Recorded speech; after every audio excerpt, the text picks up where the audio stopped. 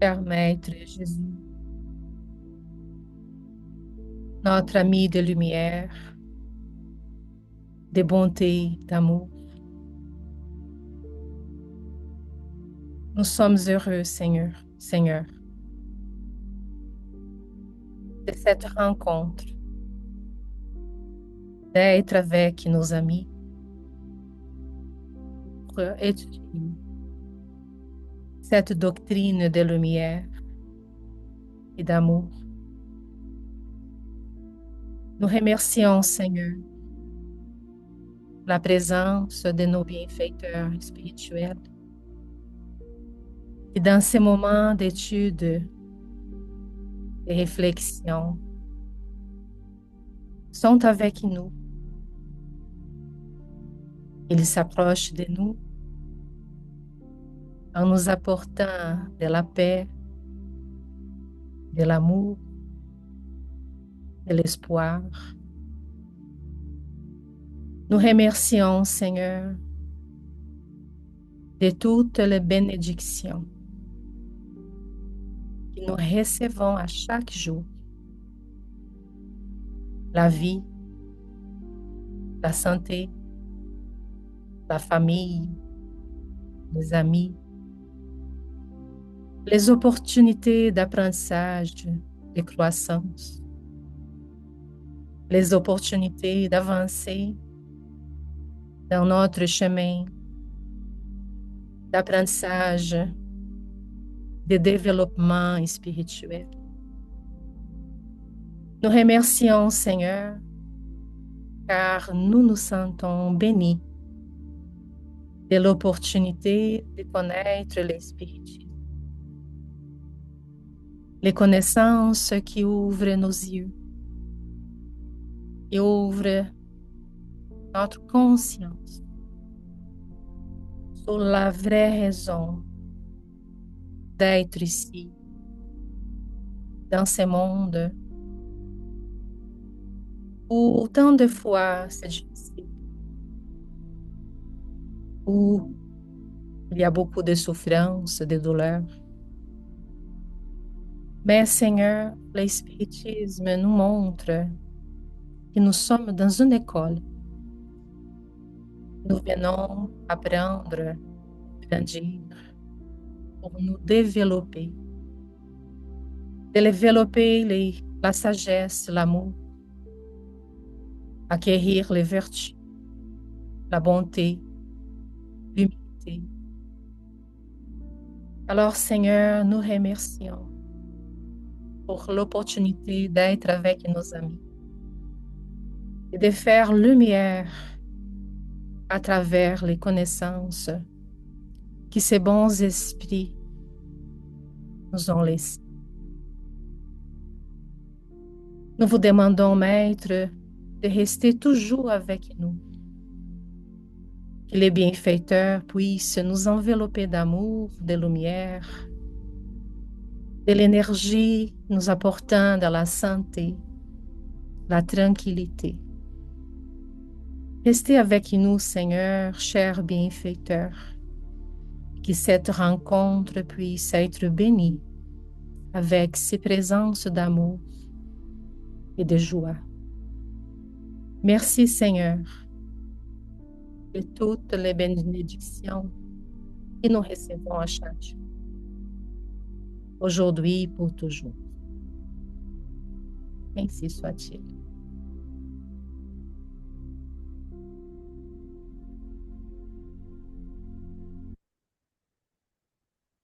Bonjour, chers amis, bonjour. Merci beaucoup de votre présence.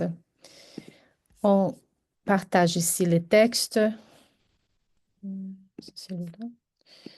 Donc, je demande à Christophe, si possible, de lire le premier texte, s'il vous plaît, et après Christiane.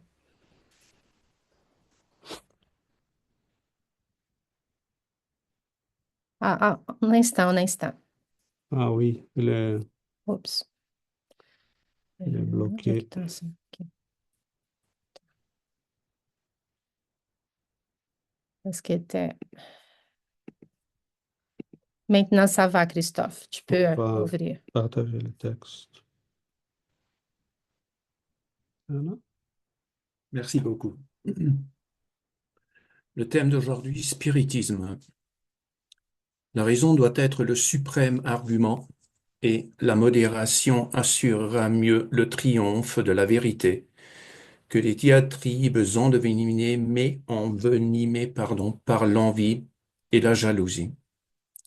Les bons esprits ne prêchent que l'union et l'amour du prochain, et jamais une pensée malveillante ou contraire à la charité n'a pu venir d'une source pure.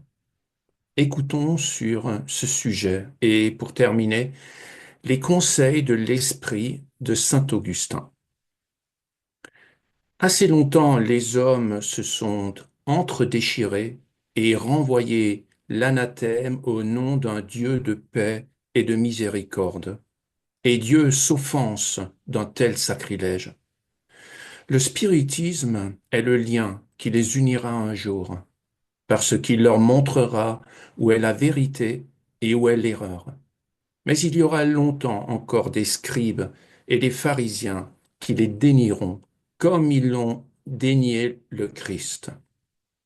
Voulez-vous donc savoir sous l'influence de quel esprit sont les diverses sectes qui se partagent le monde? Jugez-les à leur œuvre et à leurs principes.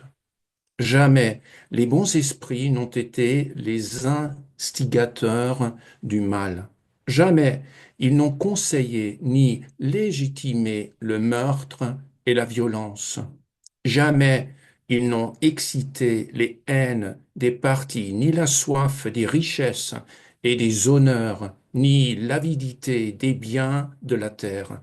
Ceux-là, seuls qui sont bons, humains et bienveillants pour tout le monde, sont leurs préférés et sont aussi les préférés de Jésus, car ils suivent la route qu'il leur a montrée pour arriver à lui. Saint Augustin, le livre des esprits, conclusion, item 9.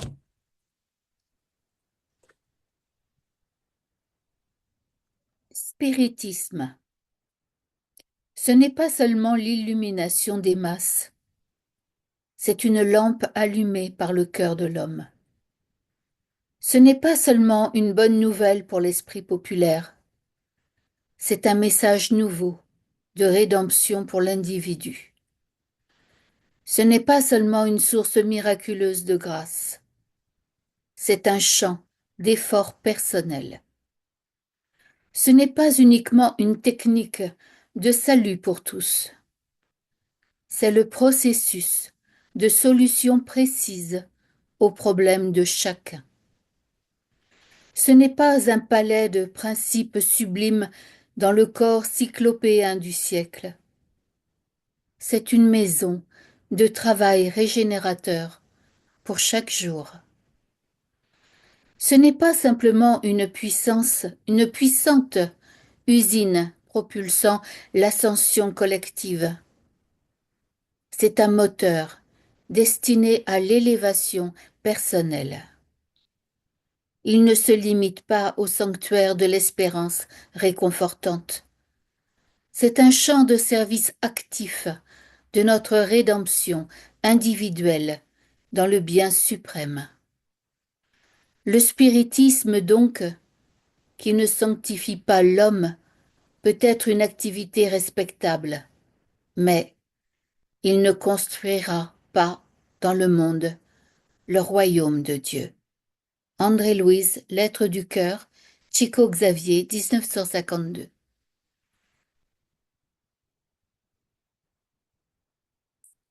Merci beaucoup, Christiane. Merci, Christophe. Merci, Giovanna. Merci à tous et toutes de vos présences. Merci beaucoup. Nous avons, je crois que ce n'est pas mauvais qu'on ait l'habitude d'y réfléchir de temps à l'autre. Qu'est-ce qu'on fait? Quelle est la raison de nos activités? Donc, cela devrait être quelque chose d'habituel pour un catholique, pour un protestant, pour un athée. Hein? Peu importe, hein, la réflexion c'est quelque chose qui, ça devrait faire partie de notre vie parce qu'on s'engage dans des activités, dans des projets, dans des conceptions de vie, des philosophies. Et c'est nécessaire, il me semble, qu'on fasse une réflexion de temps en temps pour qu'on puisse dire, mais à quoi me sert mon catholicisme? Où il m'amène? Euh, Est-ce qu'il me rend quelqu'un de mieux? Est-ce que le spiritisme ou mon athéisme, c'est quelque chose qui m'apporte quelque chose de bien? Ce qui cela fait de moi quelqu'un capable de vivre en paix, en sérénité. Donc, réfléchir, on n'est pas là aujourd'hui pour faire des éloges à l'espiritisme, mais pour comprendre la nature de ce qu'on fait. Pourquoi nous étudions l'espiritisme? Pourquoi il nous semble quelque chose d'intéressant? Et pourquoi Allan Kardec dit dans ses textes du livre des esprits que la raison doit être les critères euh, préférables pour juger les choses. Euh, je me rappelle une amie dentiste au Brésil avec un doctorat obtenu en Europe qui, à un moment donné, elle a été surprise quand on lui avait dit que le spiritisme était une foi rationnelle. Elle a dit, mais c'est pas possible. Si c'est la foi, c'est pas rationnel. Si c'est rationnel, ça ne c'est pas, c'est pas possible que ce soit une foi. Et on a dit, je lui dis, non, c'est exactement ça. Prends le temps de les lire, tu comprendras. C'est ça peut-être déjà la première chose à considérer. Et nous ne refusons jamais la raison. Elle n'a rien d'imposé dans le spiritisme. C'est une philosophie qui est née d'une manière très naturelle parce qu'elle s'était répandue à partir des messages qui ont été reçus partout sur la planète, beaucoup en Europe. C'était les centres culturels de la planète à ce moment-là. Je crois qu'il l'est toujours. Euh, on a eu la chance d'avoir quelqu'un comme Allan Kardec, qui a été l'homme au bon moment, euh, préparé comme il fallait. Et il nous a consigné ça dans des livres qui nous ont donné la base. On pourrait s'allonger sur la nature de tout ça, mais il me semble qu'on peut remettre ça sur des éléments autres que l'histoire. André Louise, dans son message, nous dit, il nous parle de l'importance. Il y a en fait une phrase que j'aimerais commencer en me concentrant sur elle et pour vous ouvrir la parole après. Quand il dit ici, ce n'est pas uniquement une technique de salut pour tous, c'est le processus de solution précise aux problèmes de chacun. Euh, c'est vraiment, on a une vie, on a vécu toute une vie jusqu'ici. On a beaucoup d'expériences. On a subi des souffrances, des tragédies, des pertes. Euh, nous nous posons beaucoup de questions. Et l'essence d'une connaissance quelconque, c'est vraiment important et utile, c'est de nous permettre de ressignifier toute notre vie, nos expériences vécues jusqu'ici.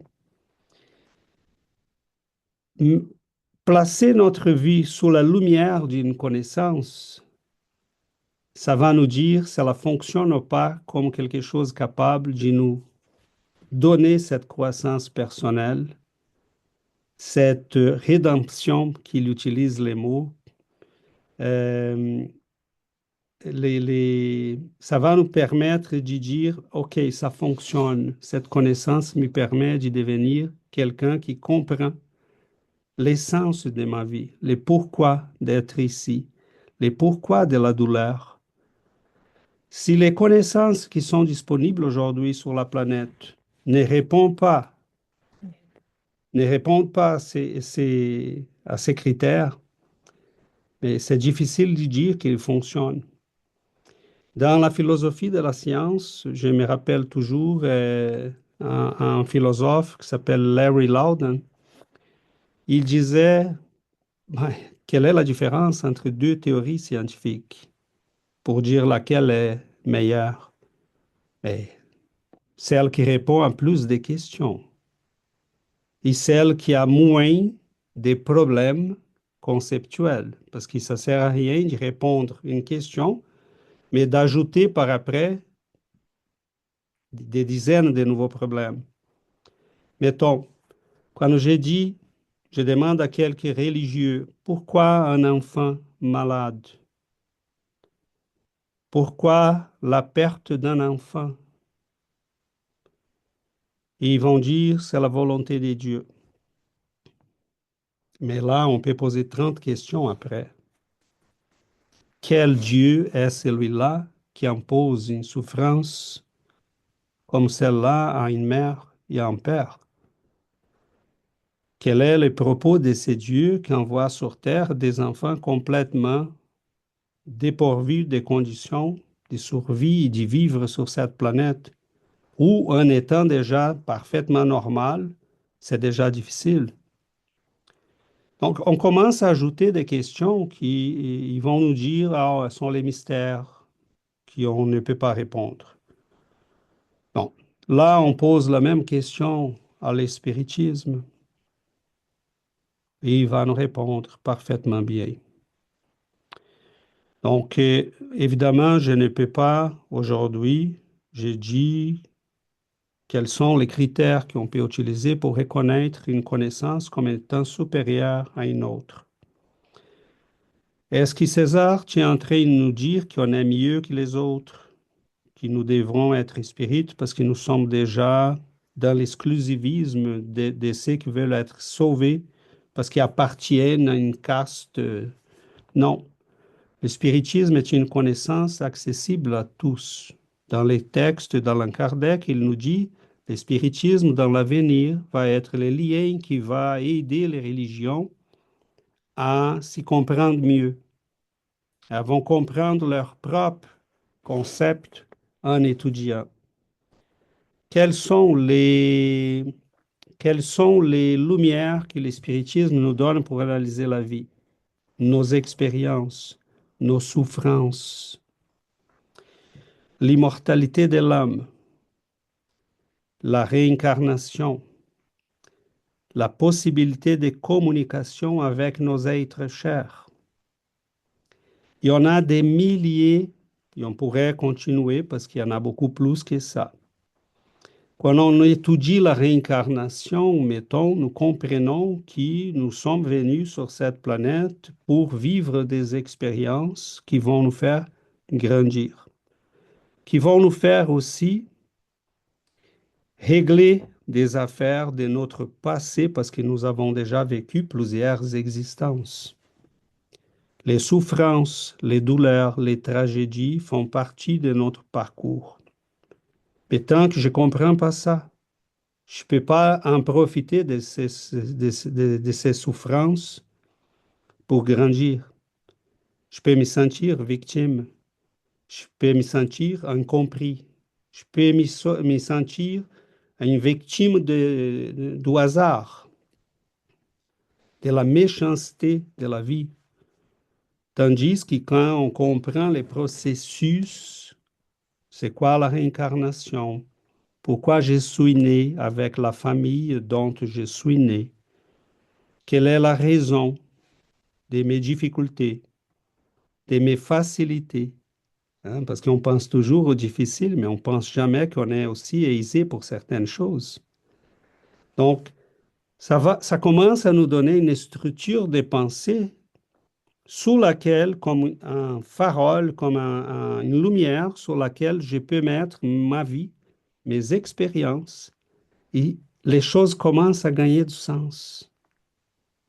Je comprends que même les choses qui me manquent sont des fois une bénédiction, parce qu'ils sont donnés pour ma croissance. Donc, la vie commence à gagner une dimension complètement différente. Mais ce n'est pas imposé, c'est produit de la connaissance. De compréhension. Nous avons malheureusement les moyens de communication avec les esprits sont très fragiles encore parce que nous dépendons de la médiumnité. Même avec cette fragilité, nous avons eu des choses extraordinaires, ok? Comme des médiums, plusieurs médiums en Europe à l'époque de Kardec, plus tard au Brésil, hein, un médium qui est un paradigme de la médiumnité, comme Chico Xavier. Euh, pas seulement par sa capacité médiumnique ou par ses capacités médiumniques, mais aussi par son immense amour de l'humanité, de la charité. Et je vais partager plus tard aujourd'hui sur les groupes, et Giovanna va les faire pour les chaînes que nous avons. Nous avons, mettons, parce que c'est très beau parler d'immortalité, mais le spiritisme ne parle pas seulement de l'immortalité, il l'approuve. Et les milliers de messages qui, genre, on pourrait parler d'autres médiums, parce qu'il y en a plusieurs aussi sur la planète, mais on utilise celles des Chico parce qu'ils sont vraiment des messages qui ont été analysés scientifiquement même. Nous ne parlons pas seulement croyez à l'immortalité, nous l'approuvons. Et c'est là, nous ne l'approuvons pas seulement, nous disons, vous êtes responsable de ta vie. Ce que vous avez fait va avec vous. Vous allez ramasser les produits de vos efforts ou de vos défauts. Votre individualité est préservée. Et les messages nous montrent ça. Et Chico a reçu des milliers de messages de gens qu'il n'avait jamais rencontrés avant, quelques-uns des parfaits inconnus qui arrivaient à Uberaba et qui recevaient des messages, qui apportaient des informations que même la famille de foi ne connaissait pas. C'est impressionnant. Et ce sont des preuves qui s'accumulent, sont des milliers de pages. Et je vous donne un exemple rapide, mais je crois que ça vaut la peine. Ça ne coûte rien de donner un exemple, mettons. Ça, c'est les 12. J'espère que je vais être capable de partager. Je pense qu'il faut qu'on partage les sons en premier. Il faut que je deixe aberto aqui. Les Chabert. Como eu partage? Là, 2 secondes. J'espère que ça va marcher.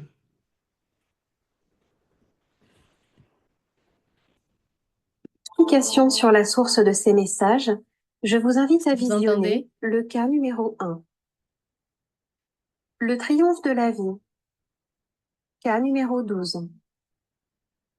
Nom Joao Jorge de Lima. Âge 25 ans. Cause du décès accident de la route. L'esprit du jeune Joao Jorge de Lima explique la nécessité de prier pour ceux qui se désincarnent afin qu'ils s'adaptent à leur vie nouvelle. Il est important de méditer sur cet extrait. Sur Terre, nous ne sommes pas préparés pour faire face à la difficulté du passage. Je pense que l'ignorance est responsable de 90% des problèmes que la mort du corps nous oblige à surmonter. Il est vrai que beaucoup d'entre nous refusent de penser à la vie après la mort, cette réalité à laquelle nul ne peut échapper. Ceux qui veulent mieux connaître la vie de l'au-delà peuvent étudier les œuvres d'Allan Kardec. Ce maître lyonnais a codifié avec équilibre et bon sens les révélations dictées par les esprits supérieurs, révélations qui constituent la base du spiritisme. Les livres d'André-Louise, psychographiés par Chico Xavier, complètent cette instruction en parlant des conditions de la vie supérieure. L'étude de ces deux sources répond parfaitement à l'objectif de préparation à la mort énoncé dans le message qui va suivre. Né le 7 mai 1949 à São Joaquim da Barra, dans l'État de Sao Paulo, il réalisa ses études primaires dans sa ville de naissance, se faisant surtout remarquer en sport. Ses capacités en athlétisme lui valurent le titre de champion régional grâce à ses performances au lancer de poids. Puis il s'inscrivit à la faculté de médecine vétérinaire et d'agronomie de Jaboticabal, où il obtint un diplôme d'ingénieur agronome le 8 décembre 1973. Il fut embauché à l'usine sucrière Nossa Senhora Aparecida à Itapira. Le 24 août 1974, alors qu'il se rendait à São Joaquim pour rendre visite à sa famille, il fut tué sur le coup dans un accident de voiture près de Mogi Guaçu. Son décès, dans la force de l'âge, plongea sa famille dans l'incompréhension. Son père, João Candido, n'était pas spirit. Il ne connaissait même pas le nom de Chico Xavier. C'est son ami, Manoel Bendito Ferreira, qui lui présenta le médium et permit la réception d'un message qui apporta joie et félicité à toute la famille. Je cite: « C'est comme si João Jorge avait été dans un pays lointain et qu'il avait envoyé une lettre de là-bas. » La famille croit désormais en la réincarnation, mais souhaite étudier la doctrine des esprits pour mieux comprendre. Selon João, face à une réalité de cette nature, il ne suffit pas de croire, il faut aussi étudier pour connaître et discerner avec profit. Le message. Cher Père, chère Maria José, ma Zézé, mon frère bien-aimé Antonio Garcia, que Dieu vous bénisse. Je viens vous demander de ne plus pleurer avec tant d'amertume. Il y a bientôt 2 ans, la loi divine m'a rappelé à la vie nouvelle. Mais, chère sœur, la tristesse de la maison bloque ton frère. La douleur de vos pleurs ressemble à un brasier dans votre cœur. Chère Maria José, j'ai besoin de trouver ta résignation chez ma petite maman Laura et chez papa. Le jour de mon accident, c'était en août, j'aurais dû passer par Mojimirim pour prendre la route à Nanguera, près de Limera. Mais je me suis dit que Mogi Guaçu serait un raccourci qui me ferait gagner du temps. J'ai choisi cette option. Je suis sortie d'Itapira heureux. En fait, tout s'est déroulé comme il se devait. Ma chère sœur, tout ce qui ne dépend pas de nous et qui n'est pas conforme à nos souhaits répond à la loi divine. Après la collision des véhicules, je me suis sentie comme dans un sommeil profond. J'ai entendu toutes les lamentations qui venaient de la maison. Au début, je ne comprenais pas. J'avais l'impression d'être dans un cauchemar. Le soutien de grand-père Manoël, qui m'a recueilli tendrement, était pour moi un secours que je ne savais pas comment interpréter. Je ne connaissais pas les personnes que je rencontrais sur mon nouveau chemin, et je pensais être dans un hôpital terrestre. Cependant, grand-père Manoël et grand-mère Gabriela m'ont rapidement éclairé sur ma situation. Depuis, je lutte beaucoup pour retrouver l'apaisement. Je suis encore liée à notre maison par des liens que j'ignore. Aujourd'hui que je suis amenée à vous donner de mes nouvelles, je vous prie de m'aider en vous montrant résignée et en ayant foi en Dieu. Zézé, ma chère sœur, je te demande de faire suivre cette requête à Regina. Il est vrai que nos rêves de fiançailles sont brisés sur la terre, mais, par-dessus tout, nous sommes unis spirituellement. Cette chère Regina est une créature admirable, et dès que je serai plus calme, j'essaierai de la réconforter. Sur Terre, nous ne sommes pas préparés à faire face à la difficulté du passage. Je pense que l'ignorance est responsable de 90% des problèmes que la mort du corps nous oblige à surmonter. Papa, ma sœur, et toi aussi, mon cher Garcia, aidez-moi par des prières d'espoir et rappelez-vous que personne ne meurt. Les membres de notre famille nous aident quand nous sommes malades ou dans l'épreuve. Pourquoi ne nous aideraient-ils pas dans la rénovation que subissent ceux qui, comme moi, ont changé de route? Ayez confiance en Dieu et soutenez-moi. J'ai besoin d'être serein. Je serai avec vous dans vos prières. Grand-mère Gabriella, qui se trouve à mes côtés, vous embrasse. Quant à moi, cher papa et chère sœur, sans oublier maman et tous les nôtres, je dépose dans ces quelques lignes le cœur reconnaissant de ce fils et de ce frère qui demandent à Jésus de nous bénir et de nous affermir tous. Joao George. Message psychographié par le médium Francisco Candido Xavier au cours de la réunion du groupe Spirit de la prière le 23 juillet 1976 à Uberaba. Commentaires et signes d'identification. 1. Maria José Lima dos Santos est sa sœur. 2. Zézé est le surnom de Maria José. 3. Antonio Garcia dos Santos est le beau-frère de Joao Jorge. 4. Laura Martins Pereira Lima est sa mère. 5. Moji Guaçu est le lieu de l'accident. 6. Itapira est le lieu où il travaillait. 7.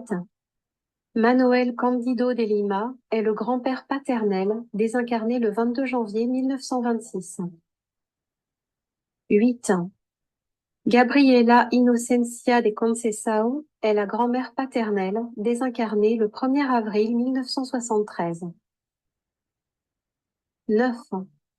Regina Yara Di Giorgio est sa fiancée.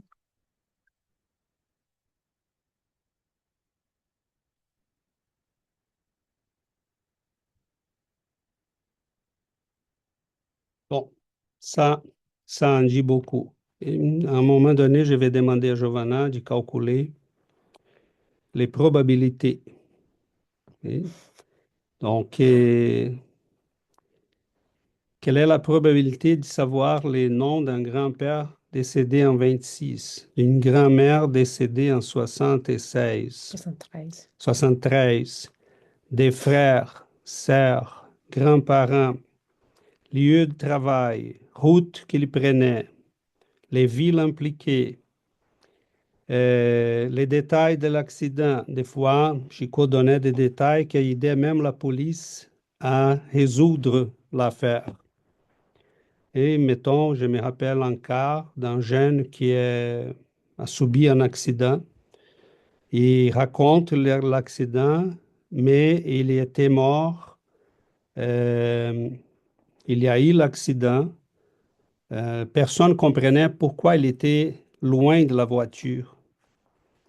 Et à un moment donné, il explique dans la lettre, malheureusement, je suis sorti de l'auto au moment, il était étourdi, hein, la personne qui était avec lui était déjà décédée, il était étourdi, il sort pour demander de l'aide, il est frappé par un autre auto qui a suivi, qui est parti. Donc, il explique ça. Là, la police comprend pourquoi il était à quelques dizaines de mètres, au moins une dizaine de mètres plus loin. Bon. Comme il y a eu des accidents aussi, des accidents avec des armes, et qui Chico reçoit les messages, il va dire, personne n'est coupable, personne ne m'a frappé, c'était moi qui, par accident, manipulait une arme et qui me fait tuer de manière stupide. Donc, quoi dire? Ça, c'est pas un message. Et ça, c'est qu'une, mais on a quelques milliers comme ça. Je vais mettre ces liens après parce que je ne connaissais pas, je l'ai trouvé par hasard hier. Et c'est une série de 45 messages basés sur un livre qui a été en fait étudié de manière scientifique. Toutes ces données ont été compilées, sont des scientifiques qui ont analysé. Et des fois, Chico recevait ces messages, la lettre était normale et à la fin, l'esprit signait, mais quand on comparait avec sa carte d'identité, la signature était exactement la même. Tout ça a été analysé, hein. Donc, c'est pour dire que le spiritisme nous ouvre une lumière nouvelle de compréhension. Euh, les maladies, les souffrances, les facilités, l'aisance pour certaines habiletés que nous avons, euh, tous ces éléments nous rendent la vie beaucoup plus facile à vivre parce que nous comprenons la nature de notre existence, la finalité, les propos. Nous comprenons finalement même les douleurs que nous éprouvons sur cette planète. Moi, je trouve très difficile à vivre sans cette compréhension. Vraiment. Je trouve, je ne sais pas comment les gens le font. Et par exercice, je me rappelle une fois dans ma vie, puis j'ai dit cette semaine, je vais penser autrement. Et j'ai dit, la réincarnation n'existe pas, l'immortalité n'existe pas. Je vais penser comme si rien de cela existait. Mais à la fin de la semaine, j'ai dit, les suicides, ce serait vraiment une belle option. Parce que qu'est-ce qu'on fait? Si on comprend rien de ce qui nous, de ce qui que nous subissons dans la vie, si nous ne comprenons rien, et Allan Kardec va dire dans cette même conclusion, et je m'arrête là, du livre des esprits, qui regardons les conséquences du matérialisme et de l'athéisme.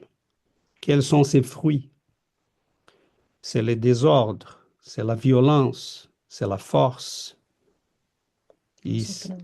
C'est fini, c'est ça. Regardons les fruits d'une conception logique, spiritualiste et solide, parce que là, on a des éléments, des preuves. Hein. Donc, aujourd'hui, l'immortalité ne se base pas seulement sur des messages comme celle de Chico, qui sont extraordinaires, mais vont se baser sur des milliers de cas de NDE. Nous avons partout sur la planète. La réincarnation aujourd'hui est étudiée dans des universités comme l'Université de Virginie. Moi-même, j'ai un ami qui est en ce moment dans un projet avec l'Université de Virginie sur la réincarnation. Euh, Nous avons des milliers de projets qui sont en cours, des recherches, la communication avec nos êtres chers par des moyens instrumentaux avec des appareils. Hein, on a des recherches là-dessus aussi. Donc, c'est vaste.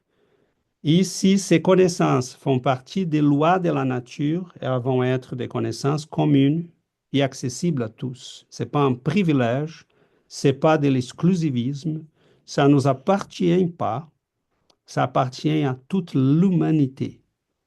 Et nous avons la bénédiction, comme Giovanna a dit dans sa prière, d'avoir cette connaissance déjà, hein, que nous puissions la partager avec tout le monde. Donc, désolé du temps que j'ai pris, mais je pense qu'avec la vidéo, on a bien illustré les choses qu'on voulait dire. Donc, je vous ouvre la parole pour qu'on puisse s'enrichir davantage. S'il y en a quelqu'un qui veut prendre la parole. Dominique.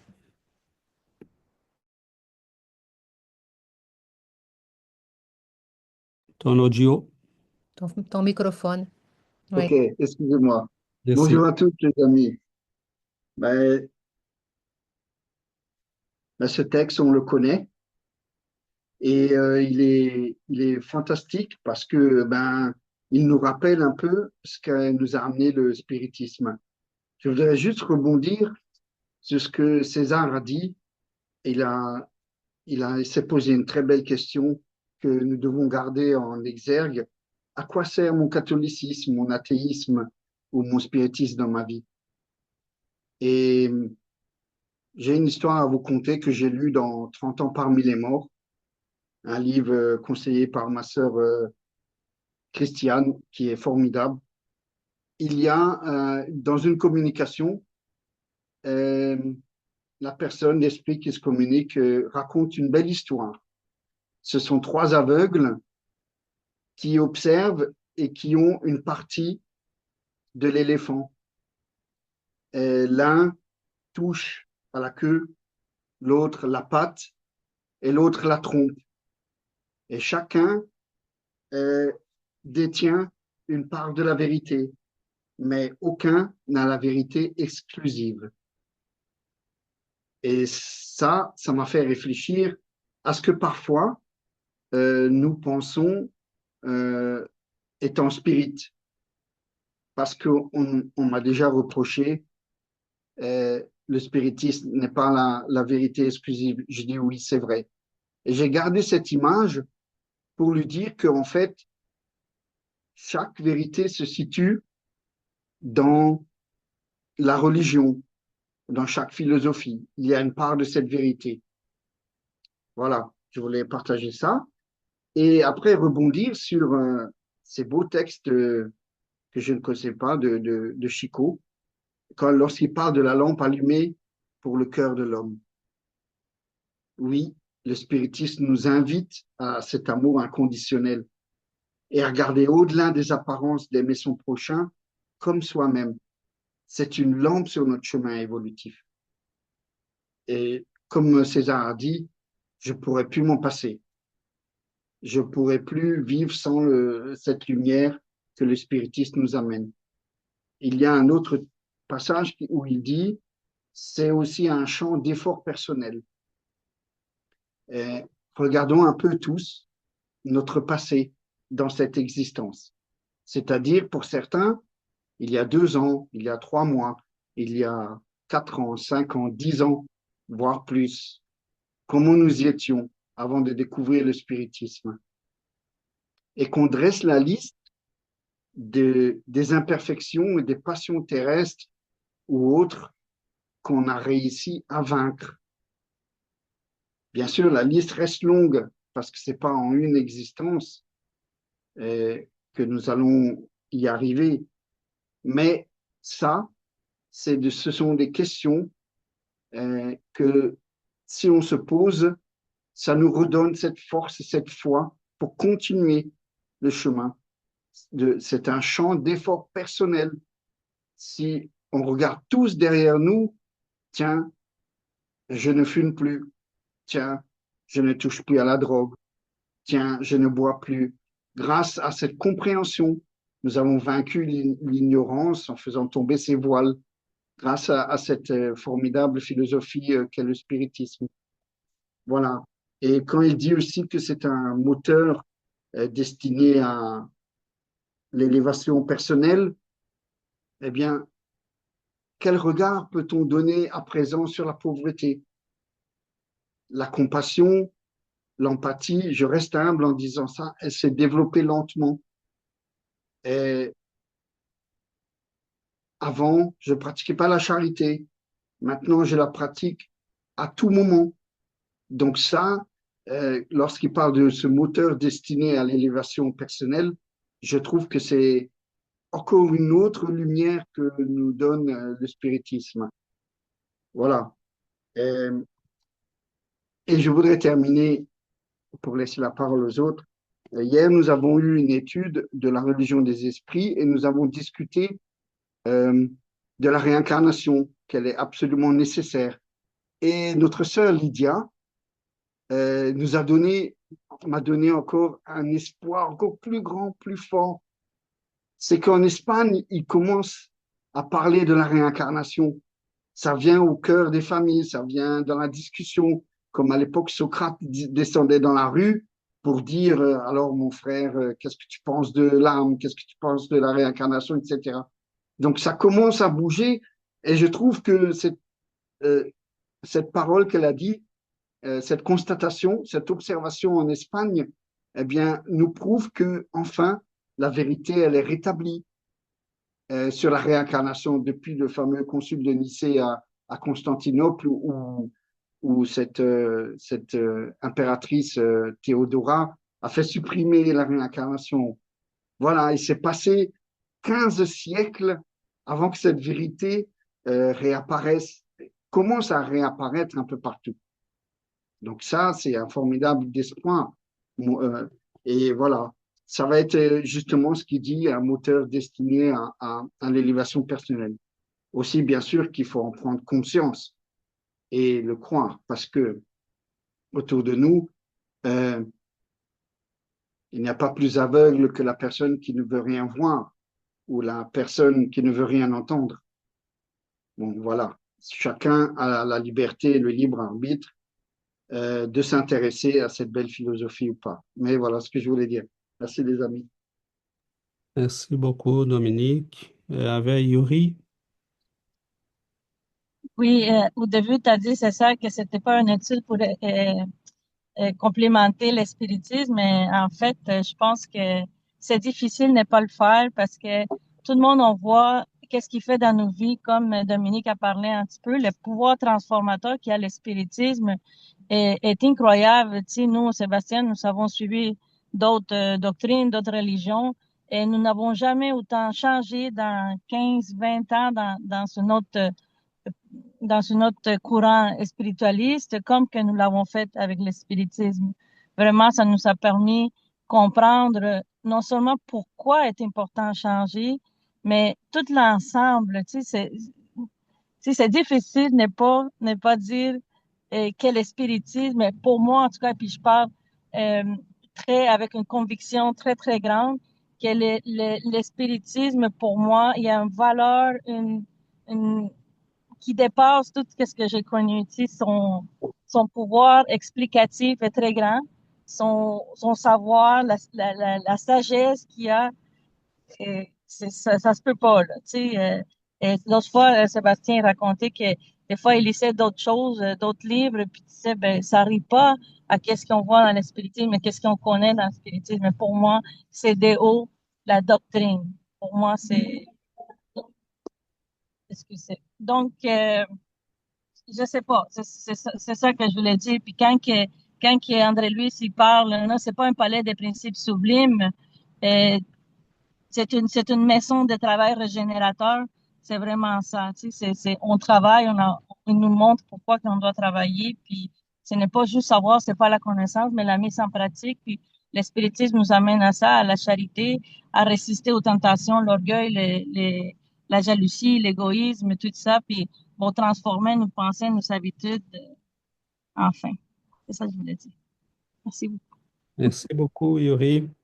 C'est intéressant cet aspect parce qu'il va dire hein, que oui, c'est beau. André Louise va dire dans son message, c'est beau, c'est une bonne nouvelle, c'est rassurant, mais tout passe aussi par le travail personnel, par l'effort.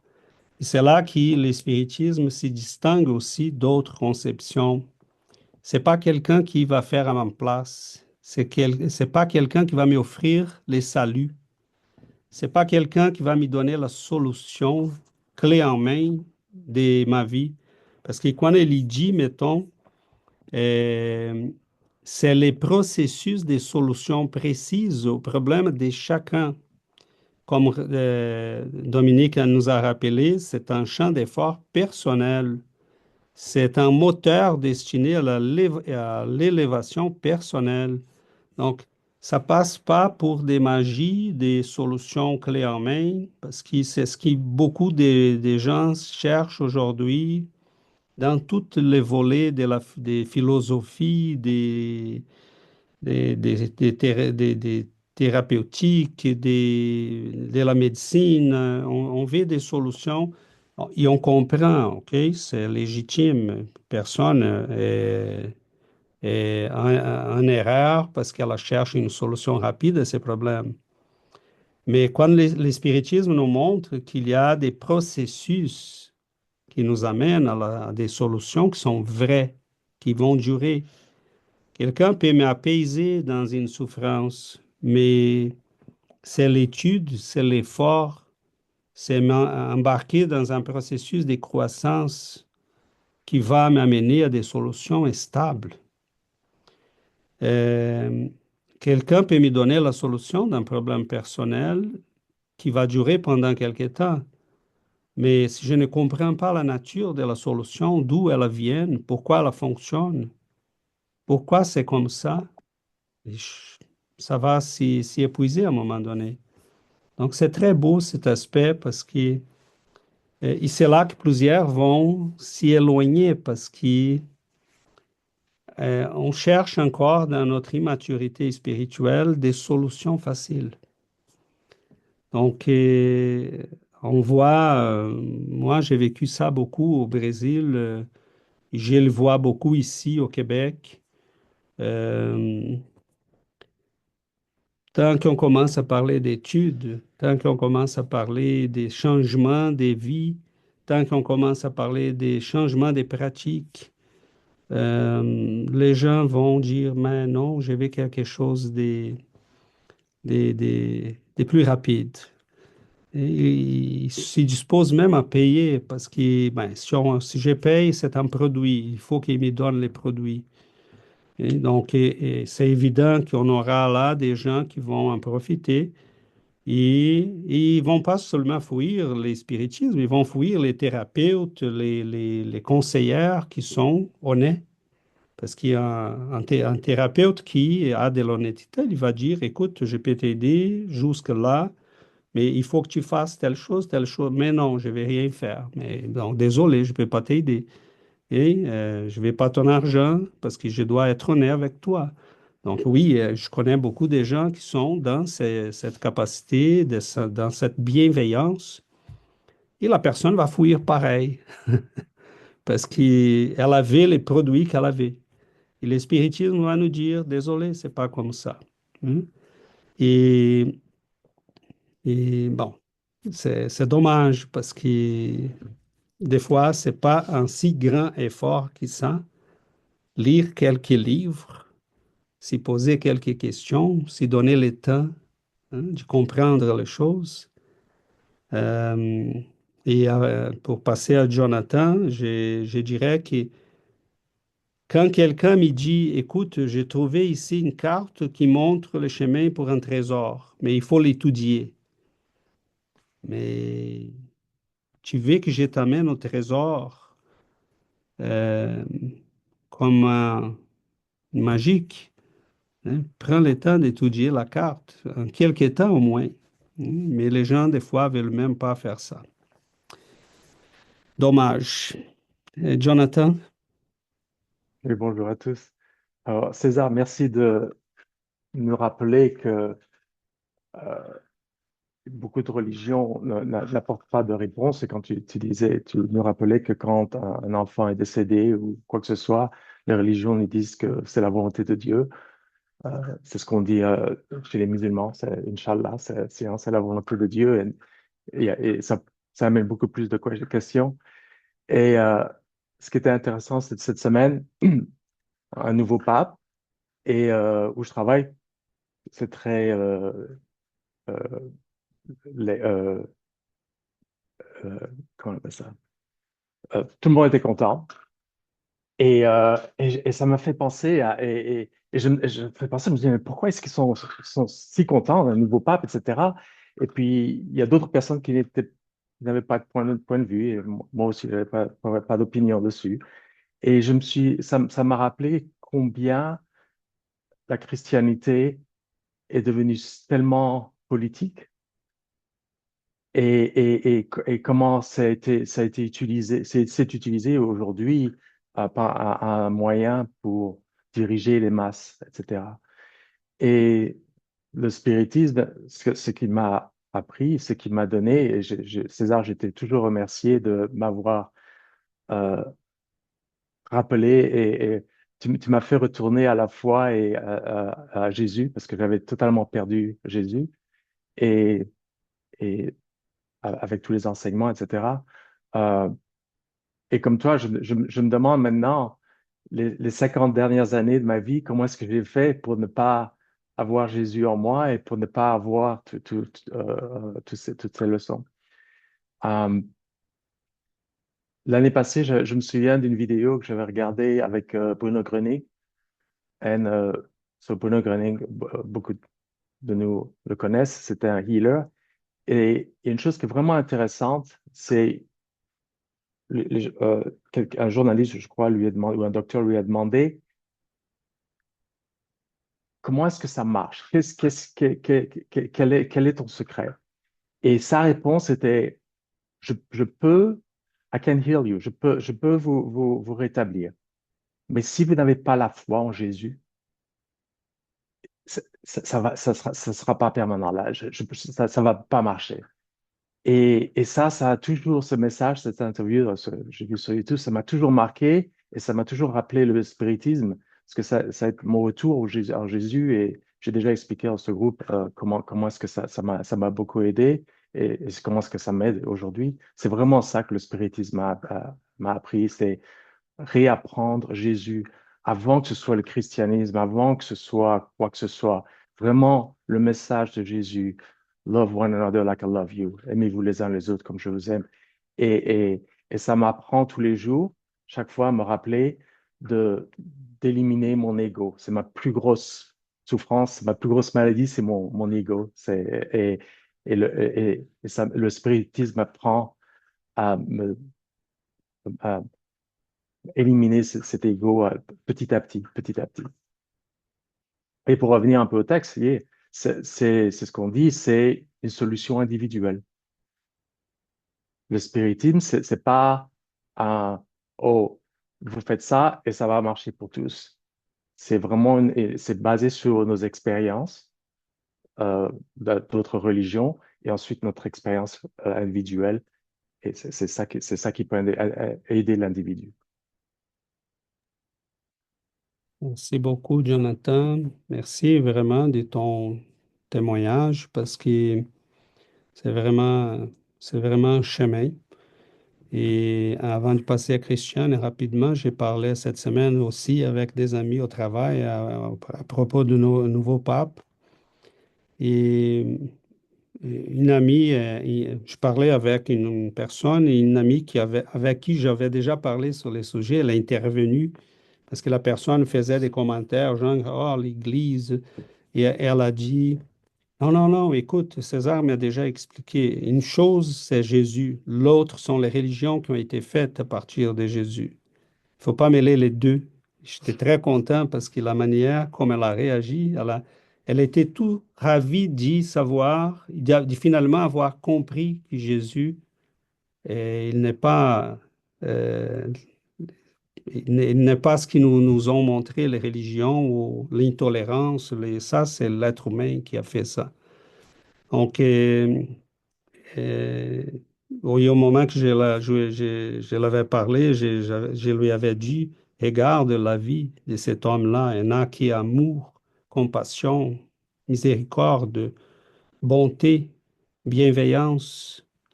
Euh, mais malheureusement, les religions vont être bâties sur ces piliers et l'être humain va les détourner comme il veut. Jonathan a raison, le christianisme, même les christianismes, même dans ces plusieurs branches-là, je parle des branches, Jonathan est aux États-Unis et sait que le protestantisme là est complètement politisé, le catholicisme aussi complètement divisé. Et, mais c'est beau à voir comme dans l'histoire du 19e, du 20e siècle, on a eu des gens comme Bruno, comme Chico, comme Maria Valtorta, comme des grands hommes et grandes femmes partout sur la planète qui ne sont pas vraiment dans les religions officielles.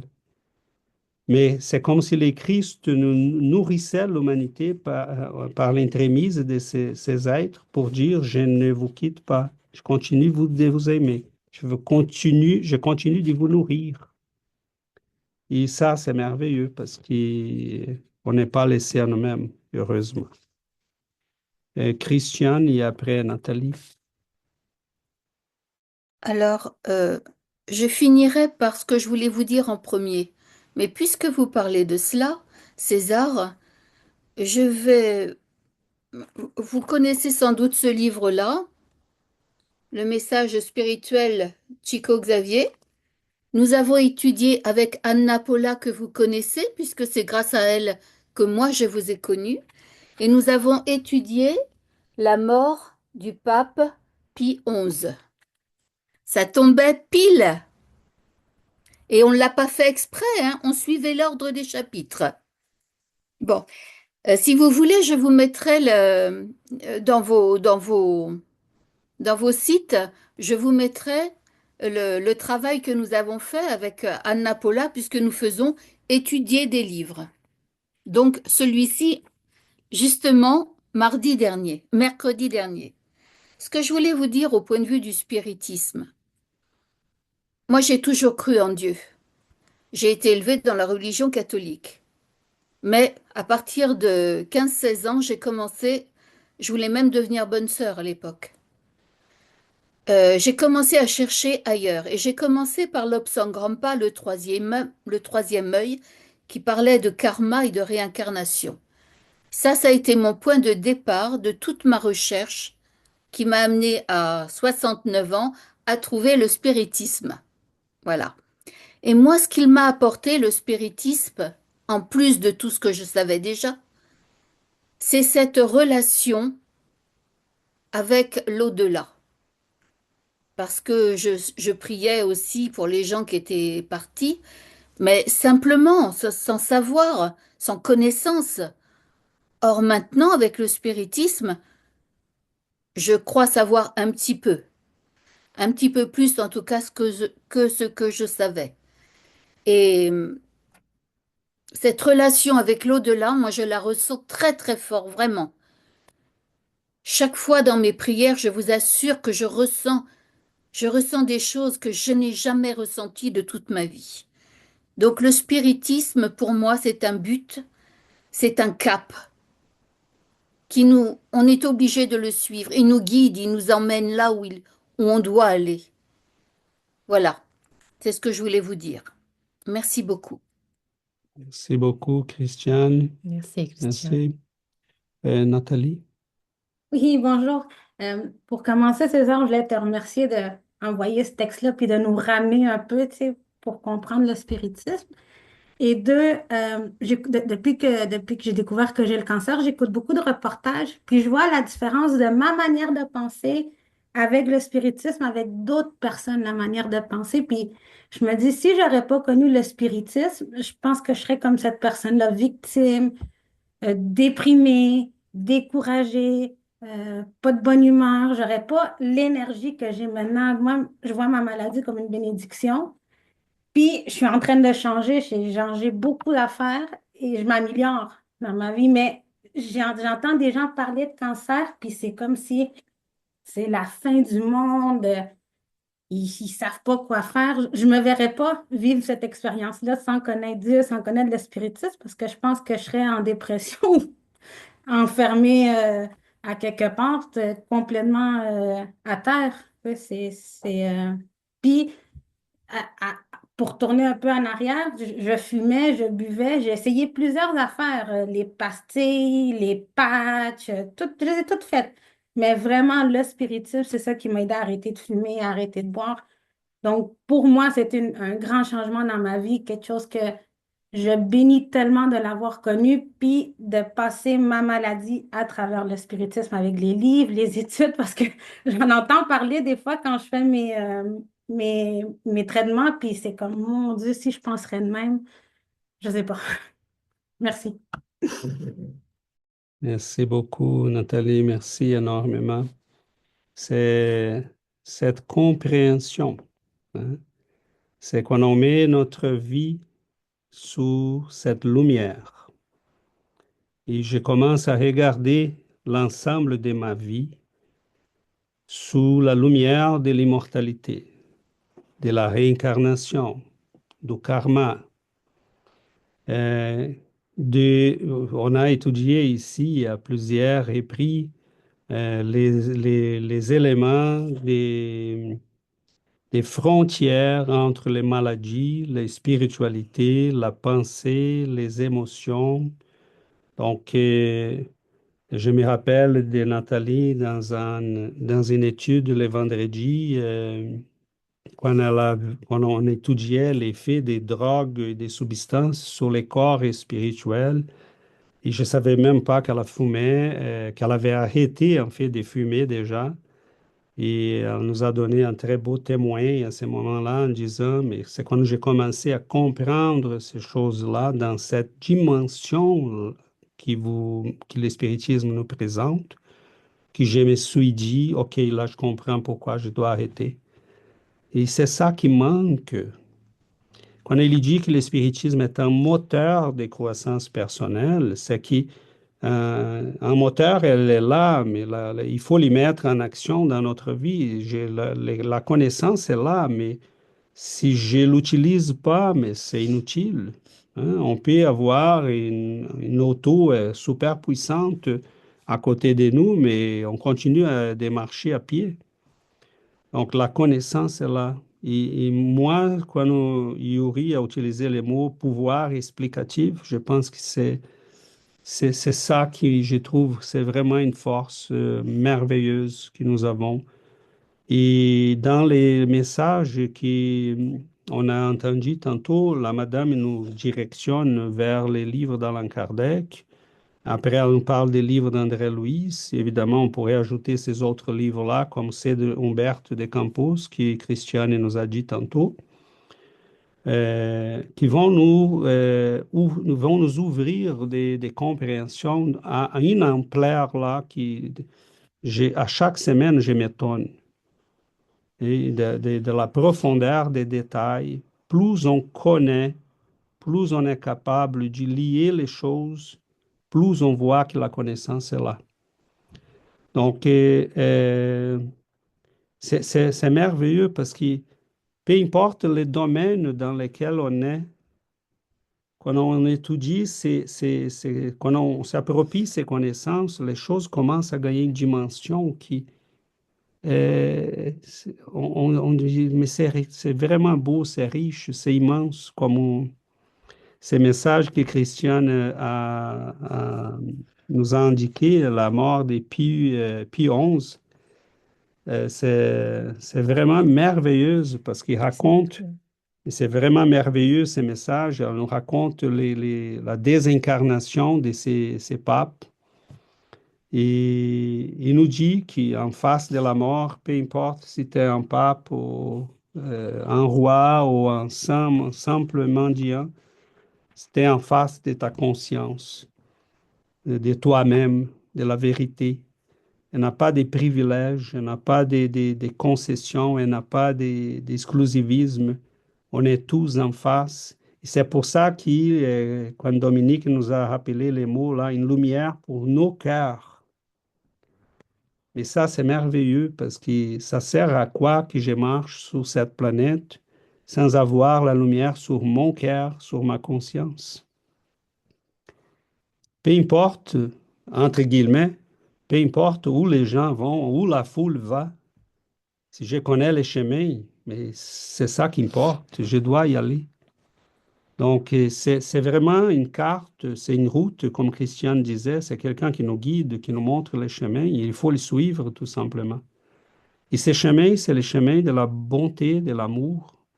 Hein, où est-ce qu'on trouve quelqu'un qui nous dit, hors la charité, point de salut? Et donc, c'est simple, ce n'est pas... sauf que, quand je regarde autour de moi, s'il manque le pouvoir explicatif, je ne sais pas pourquoi faire la charité. Je ne sais pas pourquoi arrêter mes vices. C'est là que le pouvoir explicatif il est nécessaire. Oui, la vérité pour notre évolution sur cette planète à ce moment-ci, elle est toujours relative dans le sens qu'on n'a pas accès à la vérité en sa totalité. Oui, mais cela ne veut pas dire que la vérité n'existe pas. Ou que la partie que nous avons déjà est assez vaste pour qu'on puisse regarder la vie, la changer. Donc ça, c'est quelque chose à réfléchir. Hein, on a déjà discuté beaucoup, là, l'exemple que Dominique nous a donné, c'est très, très parlant parce que on les regarde toujours dans un sens, mais il y a un autre sens à regarder aussi. On a les trois aveugles qui sont autour d'un éléphant. Un touche comment ça s'appelle en français là? C'est trompe. Ça trompe. La trompe. Trompe. L'autre sa queue, l'autre une de ses jambes. Okay? Et chacun va dire que l'éléphant est une chose. Oui, oui. OK, mais est-ce que l'éléphant n'existe pas? Il existe. Existe. Il existe. Le fait qu'on a trois aveugles, ça en dit beaucoup. Ce sont trois aveugles. Donc, cela, c'est pour dire que non, la vérité n'est pas relative. Nos capacités de connaître la vérité qui est relative. C'est ça le message derrière cette parabole. OK? Donc, faisons attention parce qu'il y en a beaucoup de gens qui utilisent ça pour dire, oh, ma vérité est si bonne que la tienne. Non, non, non, il est pouvoir explicatif, il est où? Si toutes les conceptions scientifiques étaient pareilles, on serait encore au Moyen Âge. On aurait encore les conceptions d'Aristote sur la physique. OK? Donc, ce n'est pas... si Einstein n'avait pas trouvé des explications autres que celles de Newton, on serait encore dans la physique de Galilée et de Newton. Donc, faisons attention. OK? C'est pas... des fois, les gens ont l'habitude de mesurer le monde par la grandeur de leur ignorance. Comme moi, je ne comprends pas, personne ne comprend. Comme moi, je ne sais pas, personne ne le sait. Et c'est la personne qui va dire, nous ne comprenons pas cela, nous qui? Peut-être il y a des gens qui comprennent. Et donc, il faut qu'on fasse attention. Et un aveugle, mais c'est certain qu'il va avoir une perception biaisée de la réalité. Hein, il touche les jambes, il s'attache aux jambes d'un éléphant, il dit c'est une colonne. Là, l'éléphant commence à marcher. Il dit, oh, c'est un édifice qui marche. Oh, mais attends, c'est bizarre, ça ne se passe pas. Donc, même avec son aveuglement, il va être obligé de reconsidérer sa conception. Et donc, est-ce que ma conception de la vie, ça marche? La réincarnation me donne vraiment des outils pour analyser les choses ou non? Et c'est là la question. Donc, quand on regarde la réincarnation et on lit un livre comme Missionnaire de la Lumière, chapitre 13, la réincarnation de Sigismund, il nous explique toute la planification d'une incarnation, même des fois dans les moindres détails, pour certains esprits. Et on s'y dit, OK, là, je comprends. Donc, c'est ou on est dans un univers intelligent, ou c'est n'importe quoi. Hein? Donc, les gens vont dire, c'est au hasard, mais c'est bizarre qu'au hasard, on fasse des belles choses. C'est bizarre que les choses vont toujours évoluer pour devenir plus belles. L'univers, c'est quelque chose de merveilleux. La nature, regardons autour de nous. Une simple feuille d'arbre, c'est une beauté d'une... Il y a là-dedans, des fois, en chimie, on va analyser, on trouve dans un simple morceau d'herbe 1000 substances différentes qu'on ne sait même pas à quoi ça sert encore. C'est impossible pour nous, on est loin de comprendre la beauté de l'univers, la complexité. Notre corps, pour fonctionner, il se passe quelques milliards de réactions chimiques au même temps, à chaque seconde. On ne serait pas capable de faire la digestion sans ces réactions, sans ces enzymes.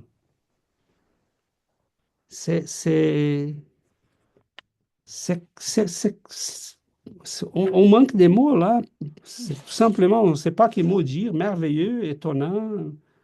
J'ai tout simplement pas des mots. Donc,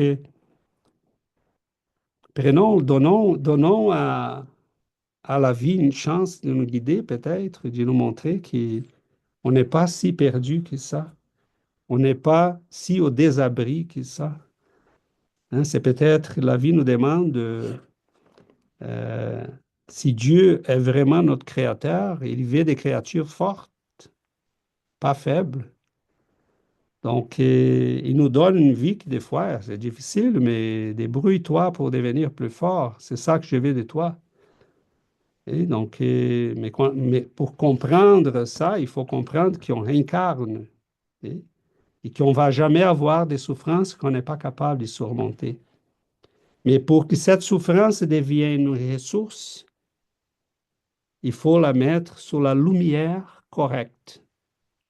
Pas dire c'est la volonté de Dieu. Oh, ça arrive. C'est les hasards des malchanceux, comme vont dire les matérialistes. Oui. C'est dire non, qu'est-ce que cette maladie signifie pour moi? Qu'est-ce qu'elle cherche en moi?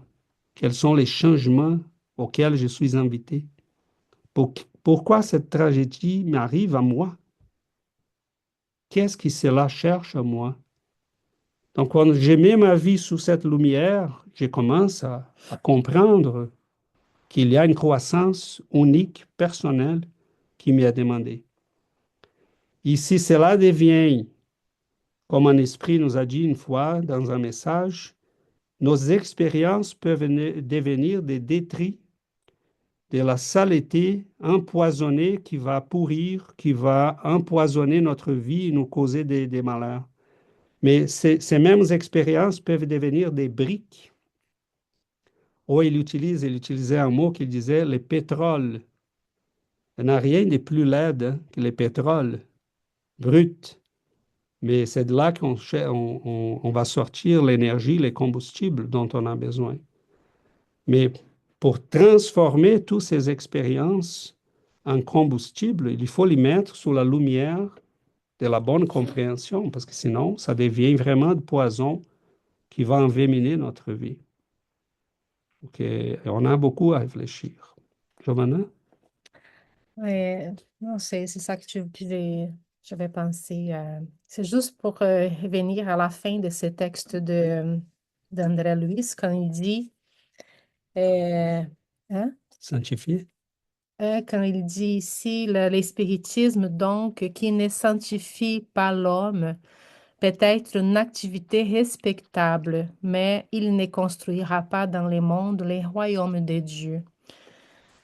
Donc, c'est comme... merci beaucoup de ce témoignage, Nathalie, Jonathan, tout le monde qui a participé aujourd'hui. C'était très émouvant.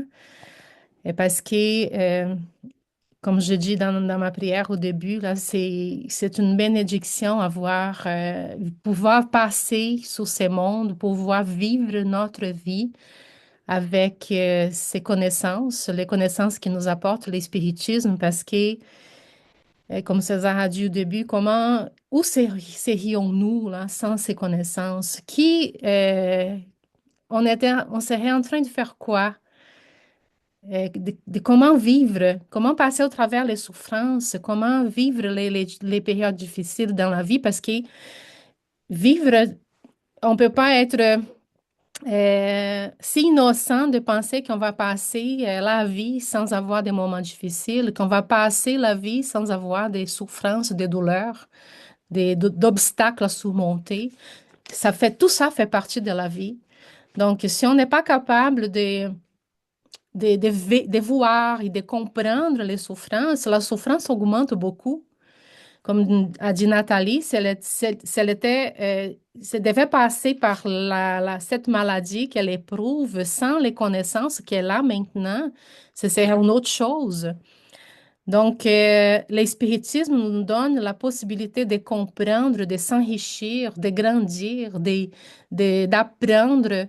Donc, Mais si l'espiritisme ne fait pas ça, donc il ne fait pas son rôle. L'espiritisme, c'est ça qu'il veut dire dans cette dernière phrase ici. Donc, l'objectif du spiritisme n'est pas seulement d'informer, Connaissance parmi pas de d'autres. connaissances, son livre qu'on lit, il fait rien, là. L'espiritisme, il doit sanctifier l'homme. C'est ça son objectif. au sens d'élever moralement, de faire vivre dans les biens, dans la charité, dans les pardons, dans l'humilité, dans l'amour. Donc, l'espiritisme fait un changement de vie. Donc, c'est l'invitation à être un être humain digne d'être fils de Dieu. Donc, c'est un complet changement de vie, de regarder la vie comme avec d'autres yeux, de la comprendre vraiment dans son vrai sens. Donc, si cela ne se produit pas, il peut sembler utile ou respectable. C'est ça qui dit la phrase, hein? C'est utile, c'est une philosophie utile, elle est respectable, mais elle n'accomplira pas sa mission spirituelle. Donc, c'est la construction du royaume de Dieu sur la terre. Et la construction du royaume de Dieu sur la terre, doit commencer dans chacun de nous.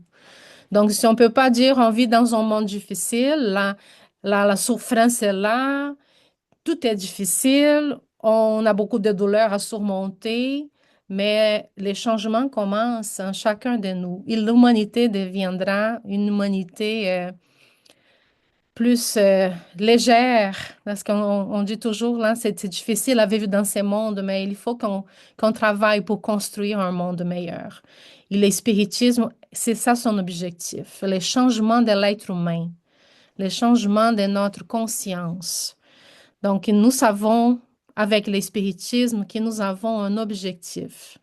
Nous avons un chemin. Nous devons devenir quelqu'un de mieux. Et le spiritisme, avec Jésus, nous montre c'est quoi ce chemin-là. Pourquoi suivre Jésus? Pourquoi mettre ses enseignements en pratique? Donc, le spiritisme nous explique pourquoi. C'est pas juste notre guide, c'est beaucoup plus que ça. Il explique pourquoi Jésus est notre maître et notre guide et pourquoi le suivre. Excellent. Très bien, mes amis. Donc, on arrive à la fin en s'y rappelant toujours que c'est ce que Christian a dit, on invite les gens à étudier des livres, à lire, à étudier, hein.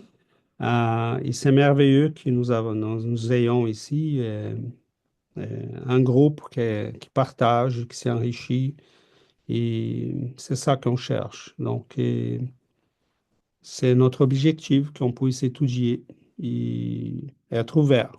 On est en processus, toujours de croissance, de découverte, donc on avance doucement. On va vous inviter donc à clôturer notre séance d'études. On va passer à notre prière de la fin.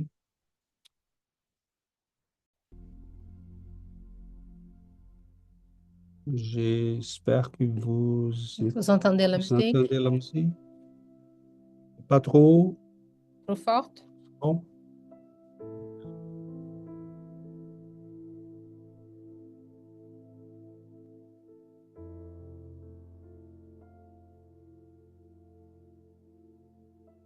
Chers amis, prenons quelques instants pour calmer nos pensées, nos émotions, pour nous donner le temps de respirer en tranquillité, permettant que la lumière qui nous entoure pénètre profondément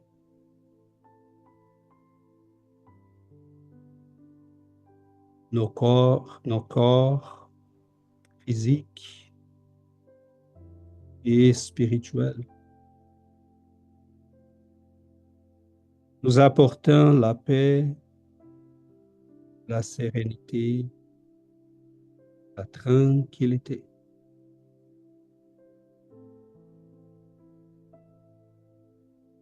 Nous constatons, nous remarquons la présence de nos guides, de nos amis spirituels. Et on peut le sentir par les énergies d'amour, de bienveillance qui nous enveloppent. Nous vous remercions, chers amis. Et nous vous demandons, Seigneur,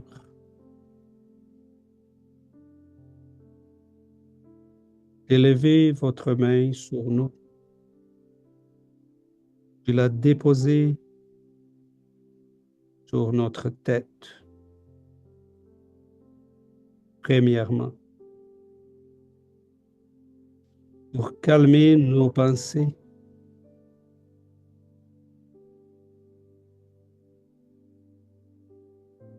nous remarquons, Seigneur, combien de fois nous nous affligeons. Nous vivons dans l'inquiétude permanente. Aidez-nous à réfléchir en calme, en paix. Que votre main, Seigneur, puisse se placer maintenant sur nos cœurs.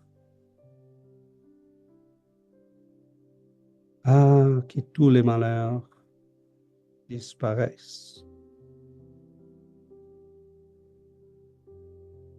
Il y a tout simplement cette énergie paisible, cet amour qui nous aime sans rien demander, qui veut tout simplement notre bien, que nous soyons heureux, que nous puissions vivre pleinement cette vie, avec toutes ces souffrances, difficultés. Vous voulez, Seigneur, que nous regardions la vie, que nous la regardons avec les yeux de l'optimisme, de la bonne volonté, du courage. Nous sentons votre main sur nos cœurs. Les angoisses, les tristesses, les inquiétudes disparaissent comme la fumée que les vents soufflent. Étrangement, il y en reste tout simplement la paix. Les vides que maintenant nous remplissons avec cette lumière,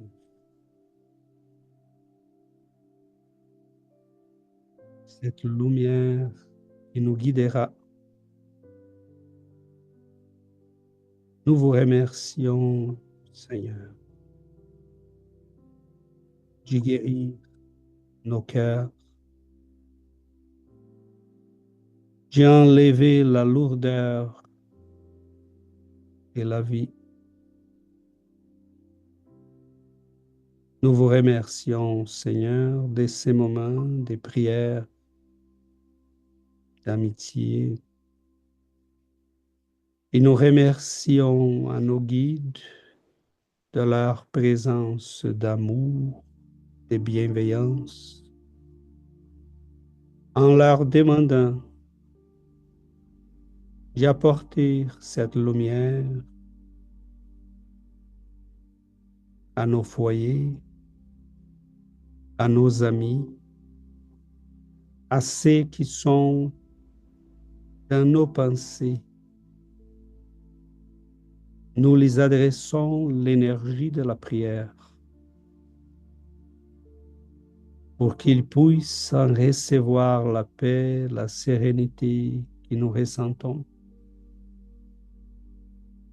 Ton amour nous guérit à tous. Ta lumière nous montre le chemin. Et nous vous en sommes reconnaissants, Seigneur, aujourd'hui et pour toujours. Ainsi soit-il.